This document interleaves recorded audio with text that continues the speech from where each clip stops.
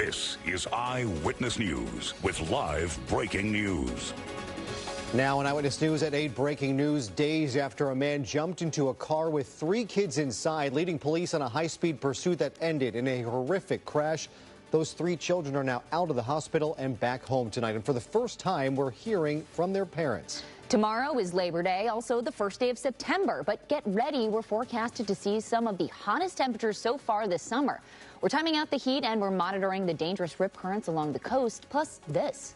I'm here to win, and I will perform, and I will definitely show you something exciting. Are we calling football or soccer? Football. Doesn't matter what you call it, soccer or football, LA is excited for its newest star, Son Heung-min. We're live at his LAFC home debut. Hello and thank you for joining us. You're watching Eyewitness News at 8, live on ABC 7, Hulu, and wherever you stream. I'm Jory Rand. I'm Sophie Flay. Thank you for sticking with us after that Notre Dame-Miami game. There's another thrilling football, or soccer rather, game in LA tonight. Korean superstar Son Heung-min making his home debut for LAFC in front of a sold-out crowd. Tomato, Exactly. Soccer, football. Eyewitness News reporter Amy Powell is live at BMO Stadium with all of tonight's excitement. Amy. Jory and Sophie, there's so much excitement in the air here. You may be able to hear some of the cheering and chanting that's been going on coming out of the stadium.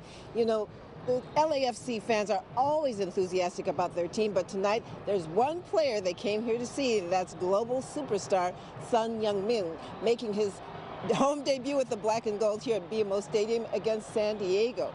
Now, he's already having a huge impact on the team. Tonight's game has been sold out for weeks. The demand for tickets and prices skyrocketing. In fact, tickets for Son's home debut were selling for more than $200, and that's double that of the average LAFC ticket. Plus, a new standing room only section also sold out. Now, we've seen a lot of fans wearing Son's jersey tonight. That jersey has become the nation's top-selling jersey. And on Wednesday, Son got a big welcome to Los Angeles from the Dodgers. He threw out the first pitch for the Dodgers-Reds game. So again, this is such a big night, an exciting night for fans of LAFC. And as we come back out here live, in fact, some are so confident about his debut, they're making some predictions about what's going to happen tonight.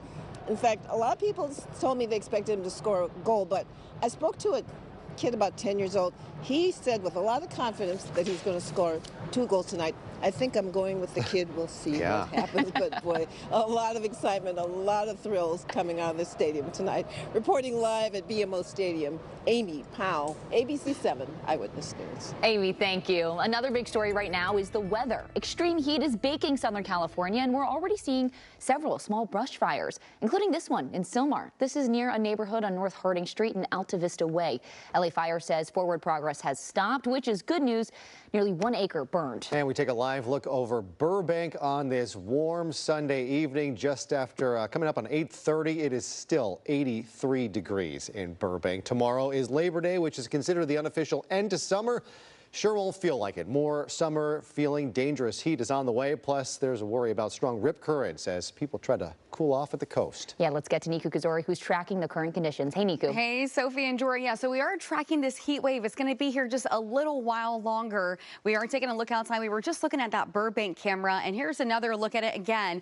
Yeah, it's 8:24, and we are still seeing these really warm temperatures outside, about 80 degrees out in Burbank, but all across Southern California. This is what we're dealing with tonight. So overall, it was a really warm day. We saw some triple digits today, but it was a little better than what we saw earlier in the week. But as we head into the evening hours, we're just tracking 70s and 80s still. 74 right now in Los Angeles. We're looking at 88 in Anaheim, close to 90 right now in Santa Clarita, 87 in Van Nuys. And if you're by the coast this evening, it's starting to cool off. It's feeling much nicer compared to earlier today. It was still nice by the beaches today, but just a little bit warmer than what we are used to. 70 in Redondo Beach right now, 73 in Seal Beach, and 72 in Huntington Beach. Here's that heat advisory. So this entire area that you see in this orange shade, this goes for LA, Ventura, and Orange County. We're under that heat advisory, and it's expected to stay with us as we head into Tuesday. So it really won't expire until we head into Tuesday, but we are going to be seeing some changes in our forecast. So when I talk about changes, I'm talking about monsoon monsoonal moisture making its way on in. And when it comes on in, we're going to be talking about showers and thunderstorms. That's ahead. I'll explain coming up in my full forecast. Jory and Sophie. Okay, Niku, thank you. And with more heat on the way, now's a great time to download our free ABC 7 Los Angeles app. With it, you can track the weather right down to your community and watch our newscasts if you lose power.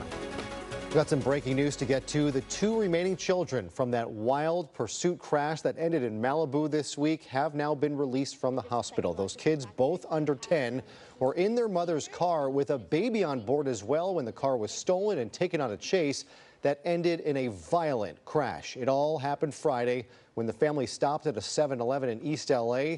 The mother went inside the store, leaving all 3 kids in the car. That man jumped in and took off. And tonight, the parents are speaking with Eyewitness News about what has been an emotional roller coaster. La verdad, pues, en cada uno de nosotros, de la familia, es una trama que nosotros nos llevamos. Nunca nos imaginábamos que nos iba a pasar todo esto. Sí, estábamos felices. Dile tú. Les di lonche, estamos felices jugando en la casa. Hasta salimos felices porque hemos hecho planes de ir a salir a comprar algo para comer o divertirnos un rato y sin imaginarnos a lo que ya venía en camino. So the dad said they never imagined something like this would happen to them. The mother saying they are so happy to have the children back with them tonight, okay, out of the hospital. As for the driver, he was arrested and taken into custody. An LAPD vehicle smashes into a restaurant in Southgate during one of 2 police pursuits. Take a look at this. Police say this started at 7:15 in the morning with the pursuit of 2 burglary suspects in a gray sedan.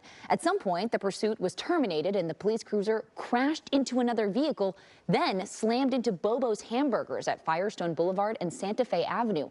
No one was reported injured. The restaurant window, though, completely smashed. A green tag on the building indicated it was inspected and found safe for occupancy. Police tell us that a woman was taken into custody on suspicion of grand theft auto, but they also add the pursuit suspects got away.